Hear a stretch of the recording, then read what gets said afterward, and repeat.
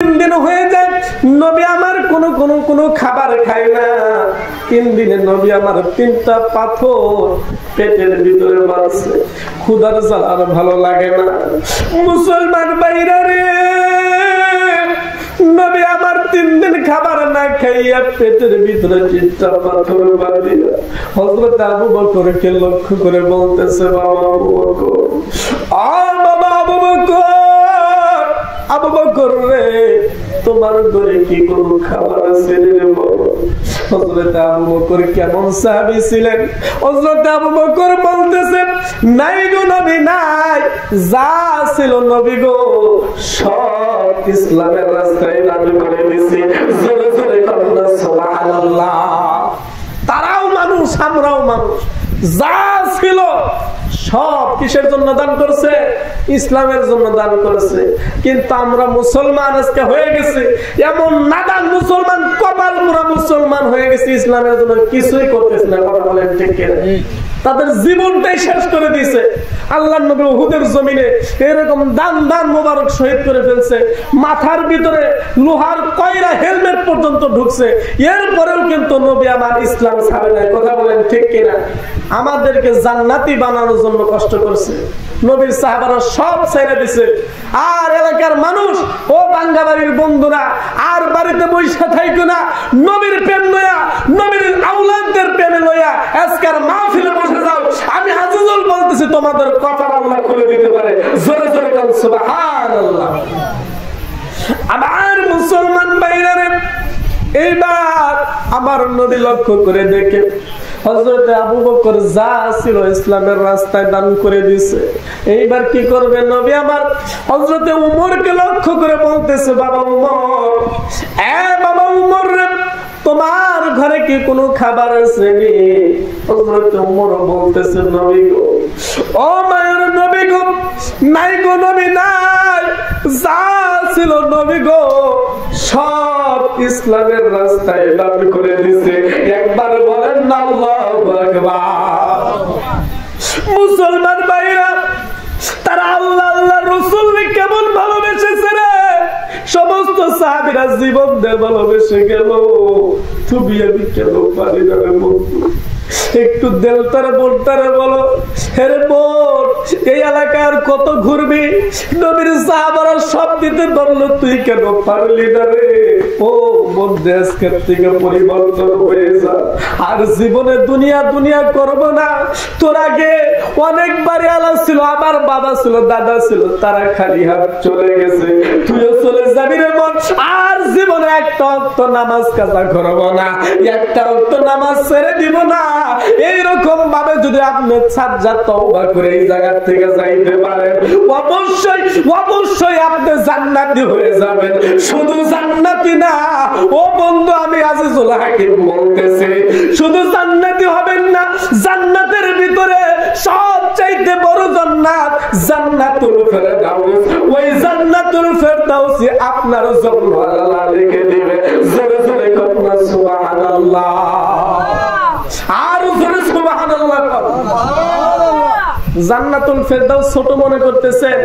এরকম বলা হয়েছে, জান্নাত সর্বছোট জান্নাত যেটা 10টা পৃথিবীকে একখানে করলে যেই পরিমাণ হবে, একটা ছোট জান্নাত ওই পরিমাণ। জোরে বলুন সুবহানাল্লাহ।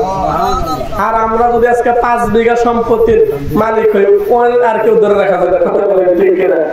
কিন্তু ছোট্ট জান্নাত যেটা, কথা বুঝেন, 10টা পৃথিবীর সমান একটা ছোট জান্নাত। আর জান্নাতুল ফেরদাউস যেটা সবচাইতে বড় জান্নাত, সেটা কতখানি হতে পারে হিসাব করে।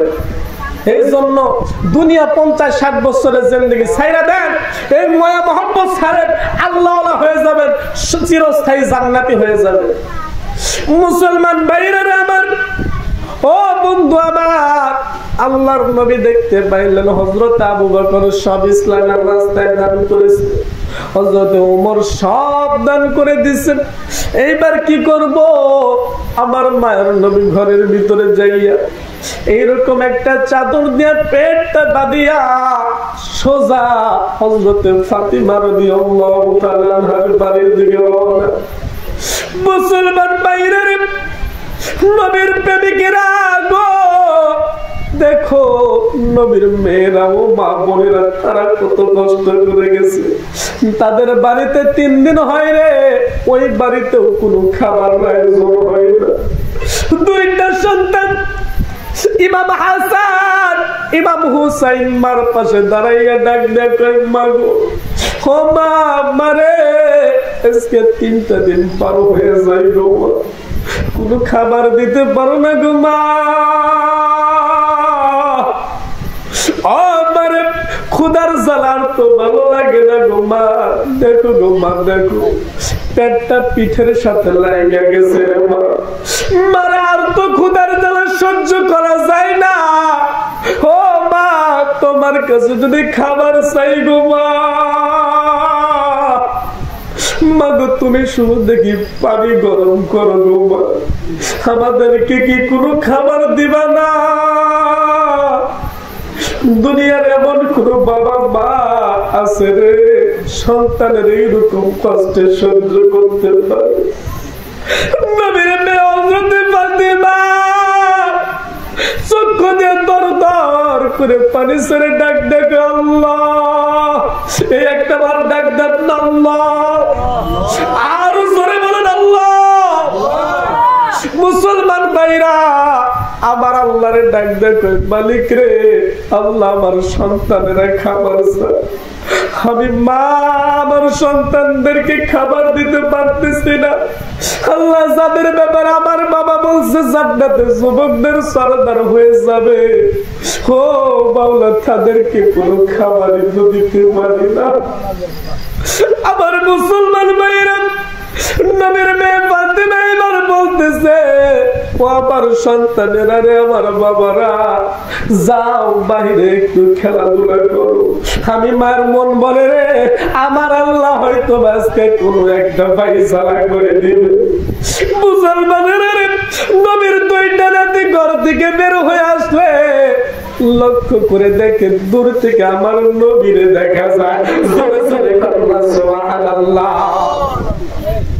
আমার নবীরে দেখা যায় রে। ছোট্ট সন্তানটা বলে, ভাই রে আমাদের কষ্টের কথা বলে আমাদের নানু ভাই শুনছে, আমরা যে 3 দিন যাবত অনাহার কোনো খাবার খাই না, মনে হয় নানু ভাই শুনছে, আমাদের জন্য মনে হয় খাবার দিয়ে আসতেছে। চলো রে ভাই চলো, নানু ভাইরে একটু আমরা 2 ভাই আগে নিয়ে আসি। 2টা সন্তান দৌড় পারতে পারতে নবীর সামনে যায় দাঁড়াইছে। আমার নবীর সামনে দাঁড়াইয়া ও নবীর উম্মতের দল নবীর সামনে দাঁড়াইয়া নবীর সালাম দিয়ে ডাক দে বলে, নবী গো, ও মায়ার নবী গো, আমাদের নানু ভাই আজকে 3টা দিন পার হয়ে যায়, তোমার সুন্দর চেহারাটা দেখি না। নানু ভাইরে 3 দিন হয়ে যায় কোনো খাবার আমরা 2টা ভাই খাই না। দেখো গো নানু ভাই, আমাদের পেটটা পিঠের সাথে লেগে গেছে। নানু ভাইরে কি আইনাছো, তাড়াতাড়ি দাও গো নানা, ক্ষুধার জ্বালা তো আর ভালো লাগে না, আর সহ্য করতে পারি না। আবার মায়ার নবী চোখের পানি ছেড়ে পেটের উপর থেকে চাদরটা সরাইয়া ডাক দিয়ে বলতেছে, নাতি ভাইরা রে এইরকম ভাবে পাগলামো কইরো না। দেখো আমি নবী আজকে 3 দিন হয়ে যায় কোনো খাবার না পাইয়া, কোনো খাবার না খাইয়া এই মদিনার 3টা পাথর পেটের ভিতরে বাঁচছি, কাউরে বুঝতে নেই না। জোরে জোরে করবা সুবহানাল্লাহ, আর জোরে কোন সুবহানাল্লাহ। একটা বার বলেন ইয়া রাসূলুল্লাহ, জীবনের সমস্ত শক্তি উজাড় করে বলেন ইয়া রাসূলুল্লাহ। কাদের প্রেমে প্রেমিক হবে? যারা তামাম জিন্দেগি উম্মতের ব্যথায় কাছে কথা বলেন, ঠিক কিনা? বন্ধু কথায় কথা চলে আসে, এমন নবীর উম্মত হয়েছে ও বাঙ্গাবাড়ির বন্ধু, এমন নবীর প্রেমিক হয়েছেন আপনারা জানেন, যে নবীর উম্মত হওয়ার জন্য অন্যান্য নবীরা রাসূল আল্লাহকে বলতো, আল্লাহ নবী হওয়ার দরকার নাই, ও মালিক রে যদি আমাদেরকে নবী না বানাইয়া তোমার পয়গম্বর তোমার নবীর উম্মত বানাইতে আমাদের জীবন ধন্য হয়ে যাইতো। জোরে কোন সুবহানাল্লাহ। এরা কারা? কথা কি বুঝছেন? যাদেরকে আল্লাহ কিতাব দিয়েছে, নবী বানাইছে মানুষদেরকে জাহান্নাম থেকে জান্নাতি বানানোর জন্য, সেই নবীরা কয় আল্লাহ নবী হওয়ার দরকার নাই, নবী না বানাইয়া আখিরি নবীর উম্মত যদি বানাইতে আমাদের জীবন ধন্য হয়ে যেত। চিৎকার করে বলেন সুবহানাল্লাহ। আমার বাঙ্গা বান্ধবী বন্ধুরা, আমি জানতে চাই, যেই নবীর জন্য আল্লাহর আরশ পাগল, যেই নবীর জন্য আল্লাহর জান্নাত পাগল, সাত আসমান জমিন পাগল, যেই নবীর জন্য প্রত্যেকটা নবী রাসূলরা পাগল, আপনারা বলেন ওই নবীর জন্য, ওই উম্মতের জন্য কেউ কোনোদিন বলছিলেন আল্লাহ আল্লাহ গো যেই নবীর জন্য সব পাগল, আল্লাহ আমাদের ওই নবীর উম্মত বানাও? কেউ কইছিলেন? কথা কয় না, বলছিলেন? বলি নাই। এরপরে অত্যন্ত দয়া করে মায়া করে সেই নবীর উম্মত আল্লাহ আমাদের বানাইছে। জোরে বলুন সুবহানাল্লাহ। আমার মুসলমান ভাইরা, এই নবীর উম্মত হওয়ার কারণে আপনার আল্লাহ কত দামি বানাইছে জানেননি? আপনি কত দামি হয়েছেন এই নবীর উম্মত হওয়ার কারণে শুনে যান। আমার আল্লাহ বিশাল জান্নাত বানাইছে। এই জান্নাতের ভিতরে হাজার হাজার লক্ষ লক্ষ এরকম নাজ নিয়ামত রাখছে। যারা জান্নাতি হবে তারা এগুলা ভক্ষণ করবে।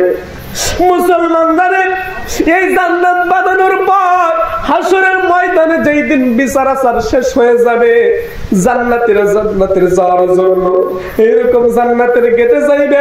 প্রত্যেকটা নবী রাসূলরা জান্নাতের গেটের সামনে যাবে, যায় দেখবে বিশাল জান্নাত।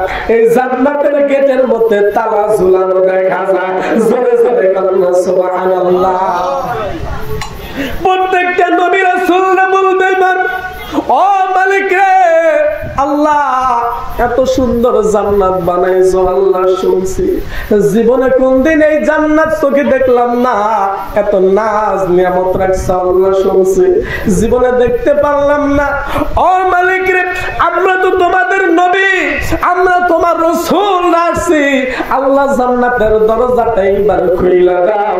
এত সুন্দর জান্নাত দেখে আমাদের জীবনটাকে ধন্য করি।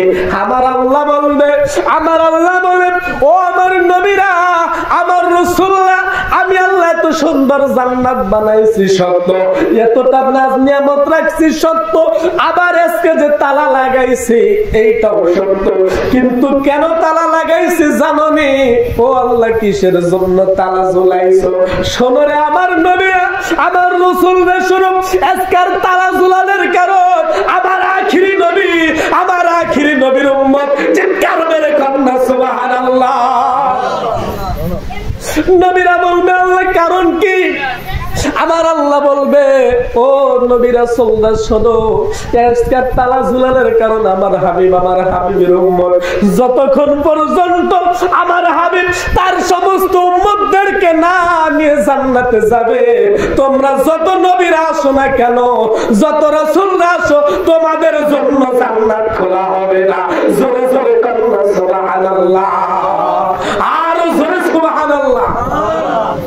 মুসলমান ভাইয়েরা, আরেকটা কথা বলি, প্রত্যেকটা নবী রাসূলদের উম্মতেরা যদি ভালো কাজ করে, যদি ভালো কাজ করে, নেকের কাজ করে, আমার আল্লাহ সাথে সাথে তাদেরকে একটা নেকি দান করে।